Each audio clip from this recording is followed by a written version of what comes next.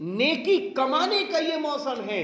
اللہ نے یہ جو زندگی کی دی ہے یہ نیک کام کے لیے زندگی دی ہے، نیک کام کے لیے زندگی دی ہے، نیک کام کے لیے زندگی دی ہے.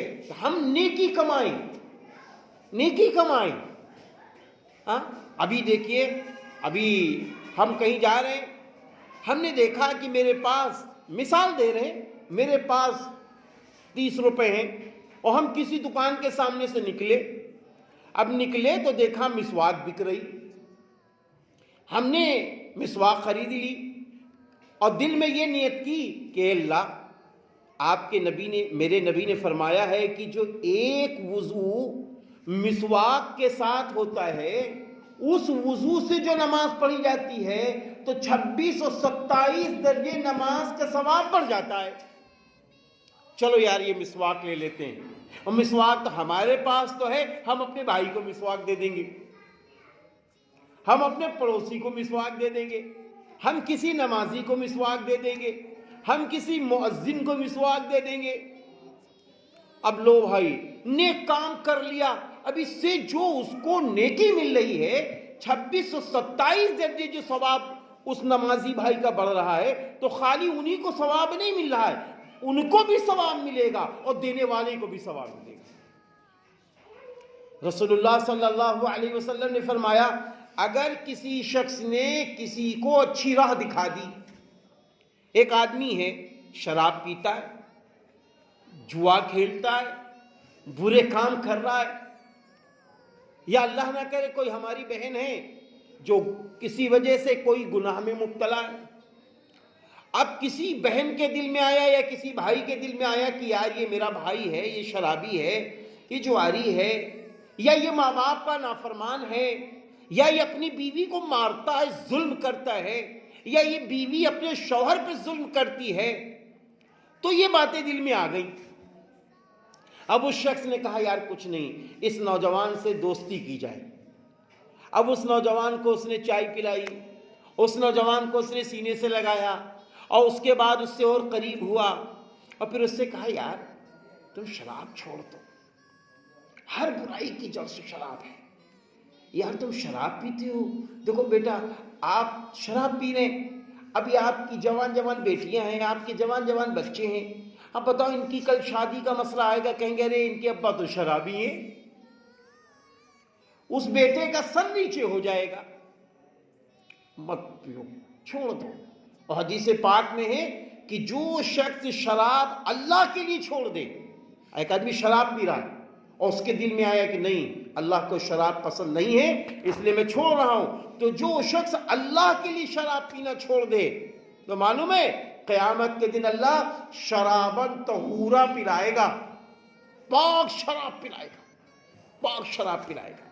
ایسے ہی جوا کھیل رہا ہے، اس کو سمجھایا جائے کہ بھیا آپ جوا کھیلتے ہیں، یہ جو سٹہ بازی کا کام کرتے ہیں، یہ جوا کھیلنا، سٹہ بازی کا کام کرنا، یہ رقم حرام ہے، اسلام نے اس کو حرام قرار دیا ہے. جیتنا بھی حرام، ہارنا بھی حرام. اگر تم جیت کے رقم لے آئے وہ بھی حرام، اور جو رقم تم لگا رہے وہ بھی حرام. تو حرام مال کمانے سے کیا فائدہ؟ اس سے اچھا ہے مزدوری کر لو میرے بیٹے، اس سے اچھا ہے کسی کے نوکری کر لو، اس سے اچھا ہے کسی کے ہاں جا کے کچھ تم محنت کر لو، تم کو 2 4 10 روپے 50 روپے 100 روپے مل جائیں گے، وہ حلال ہوں گے. اب ہم نے کسی کو اچھی راہ دکھا دی، اب ہماری وجہ سے وہ آدمی نے شراب چھوڑ دی، جوا کھیلنا چھوڑ دیا، ماں باپ کو ستانا چھوڑ دیا، بیویوں کو مارنا چھوڑ دیا، پڑوسیوں پہ ظلم کرنا چھوڑ دیا. تو اب معلوم ہے، اب آپ یہ سوچ رہے ہوں گے یار اس کام میں بھی ثواب ملے گا نہیں ملے گا؟ ارے میرے بھائی اس کام میں اس کو بھی ثواب ملے گا، اور جتنے وہ زندگی میں اچھے کام کرتا جائے گا اللہ اس کے کام کو نہیں، اس کے ثواب کو نہیں روکے گا، اور اس سب کا ثواب اللہ پہلے شخص کو دے گا. رسول اللہ صلی اللہ علیہ وسلم نے فرمایا اگر کسی شخص نے کسی کو ایک اچھی بات بتا دی اور اس نے دوسرے کو، اور دوسرے نے تیسرے کو، تیسرے نے چوتھے کو، چوتھے نے ہزاروں انسانوں کو اس نے اچھی باتیں ایک دوسرے سے ٹرانسفر ہو رہی ہیں، ایک دوسرے سے باتیں پہنچ رہی دور تک. تو رسول اللہ صلی اللہ علیہ وسلم نے فرمایا کہ ایسے شخص کے متعلق ہے جتنی لوگوں تک وہ خیر کی بات پہنچے گی، اللہ قیامت کے دن سب کو ثواب دے گا، اور سب کا ثواب پہلے شخص کو دے گا جس نے اس کو اچھی راہ دکھائی. تو میرے بھائیوں، میری بہنوں، ہم کو یہی فکریں ہونی چاہیے. ایسی لالچ پیدا کرو. ہمارے گھر کی کوئی عورت نماز نہیں پڑھتی، ہم اس کو سمجھائیں گے، ہم اس کو اللہ کے نام پر اللہ کے آگے سجدہ کرنے والا بنائیں گے. ہمارے گھر میں کوئی عورت ہے اپنے شوہر سے جھگڑا کرتی، نہیں، اسے بتائیں گے کہ رسول اللہ صلی اللہ علیہ وسلم نے فرمایا کہ آپس میں محبت سے رہو تو اللہ دونوں سے خوش ہوتا ہے. صلہ رحمی سے عمریں بڑھتی ہیں. اگر ہم نے کسی عورت کو سمجھا دیا، نہیں بہن آپ شوہر سے نہ لڑو، رسول اللہ صلی اللہ علیہ وسلم نے فرمایا ہے کہ دیکھو، اگر نماز کے بعد کوئی سجدہ ہوتا تو اللہ تعالیٰ عورتوں سے کہتا کہ تم اپنے شوہروں کو سجدہ کرو. شوہر اتنے قیمتی ہیں اللہ کے نزدیک، اتنے قیمتی ہیں.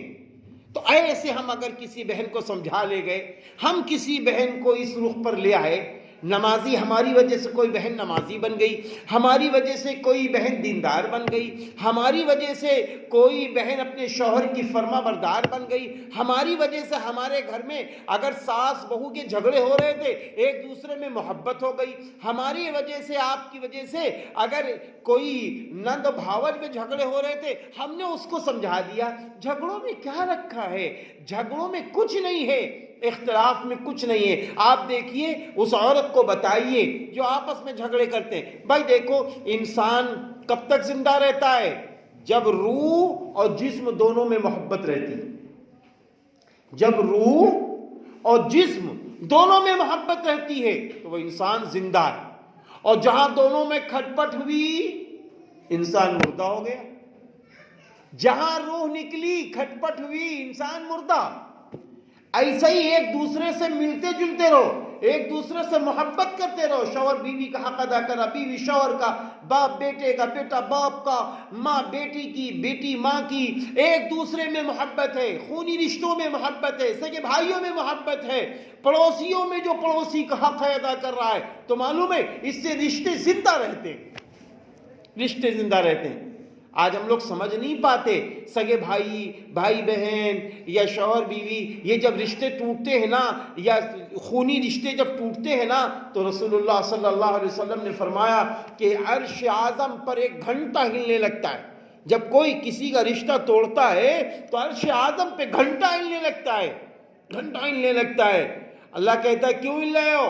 تو وہ کہتا ہے اے اللہ، دنیا میں فلاں بندے نے فلاں کا حق مارا ہے، اے اللہ اس کو تو بھی توڑ دے، اس نے اس کو توڑا تو اسے توڑ دے. تو میرے بھائی اور میری بہنوں، بتاؤ کتنا خطرناک معاملہ ہے.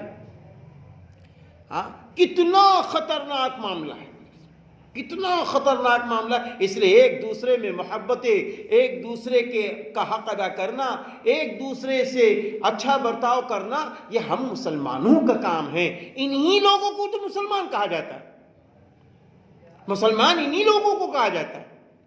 ہاں، مسلمان اس کو تو نہیں کہا جاتا ہے کہ ہر وقت اللہ توبہ گالیاں دے رہا ہے، ایک دوسرے کو لڑا رہا ہے، ایک دوسرے کی غیبت کر رہا ہے، ایک دوسرے کے پیچھے پڑا ہوا ہے، ایک دوسرے پہ ظلم کر رہا ہے. کوئی آدمی خوشحال ہے اس کو گرانے کی کوشش کر رہا ہے، کوئی آدمی تھوڑا سا کمزور ہوا اور اسے مارنے کی کوشش کر رہا ہے. اس کا نام مسلمان تھوڑی نہیں ہے.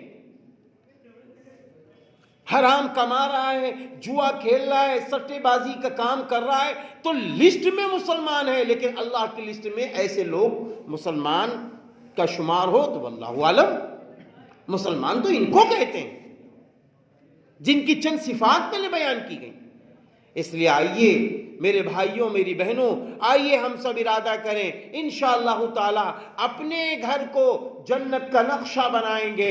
اپنے گھر میں ہم سب نمازوں کی پابندی کریں گے, ہم سب روزے رکھنے کی پابندی کریں گے, ہم سب اپنے مالوں کی زکوٰۃ نکالیں گے, صاحب حیثیت ہے تو حج کریں گے انشاءاللہ, ایک دوسرے سے محبت کریں گے, چھوٹا بھائی بڑے بھائی کا اکرام کرے گا, بڑا بھائی چھوٹے پہ شفقت کرے گا, ایک دوسرے سے اللہ کے لیے دعاؤں کا اہتمام ہوگا, چھپ چھپ کے ایک دوسرے کے لیے دعائیں کرو.